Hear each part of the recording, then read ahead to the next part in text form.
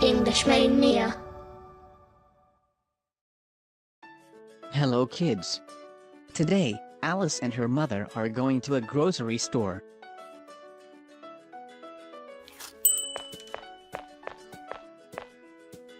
Look, daughter. This store is nice. Let's buy some groceries. Would you like to buy anything? I want to buy bananas. Good idea.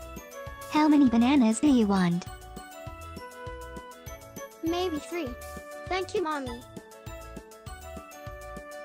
Okay. Anything else? How about some oranges? Yes, why not?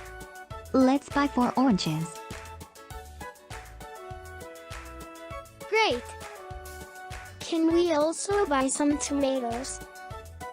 I think we still have some tomatoes at home. Okay, let's go find a cashier and pay. Yes, let's just put the fruits into the shopping cart.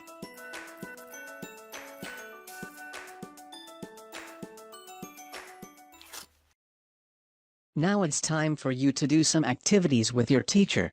Good luck.